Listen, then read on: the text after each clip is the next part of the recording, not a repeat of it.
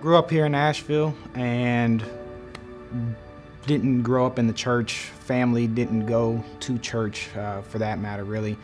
I was a terrible kid from the beginning. Mom likes to tell the story of how I got my first referral the first day of kindergarten. So sort of spiraled out of control, continuing on that path where got kicked out at the end of my 7th grade year. Mom and Dad put me into a private school, ended up getting kicked out of there middle of my junior year. And Mom and Dad were fed up at that point to where they said it's GED or nothing. So got my GED at AB Tech. Shortly after that, I was faced with another decision. It's either juvenile detention or wilderness boot camp out in Oregon. I chose the latter and went out to Oregon for a couple months, came back, nothing changed. Early 20s, got involved in running the streets, selling drugs, just living a promiscuous lifestyle of partying, alcohol, doing whatever I wanted to do, whatever satisfied me. And I remember a period in that point in my life where I was living couch to couch, just sleeping wherever somebody would let me, and sometimes just sleeping out of my car.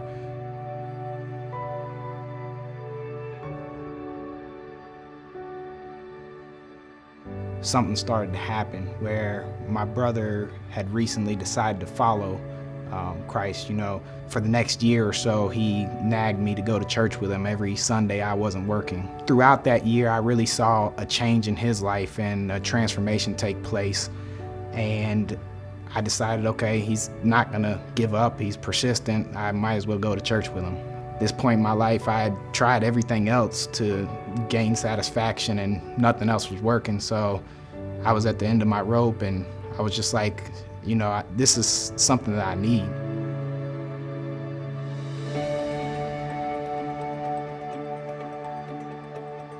For the past 3 years, it's just been a sanctification process. The Lord's been changing a lot of things in my life, a lot of desires, taking out selfish desires and replacing them with godly ones, to where I never would have imagined that I find joy in coming to church and serving and being a part of a small group and just doing life with other fellow believers. I never would have imagined that, but that's where I find my most joy.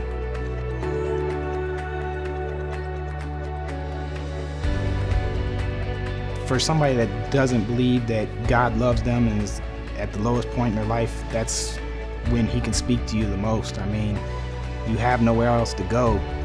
You might as well call on him. I mean, he knows your heart, he knows what you're going through. I definitely wasn't deserving of love, but grace and mercy were extended to me, and it's there for you.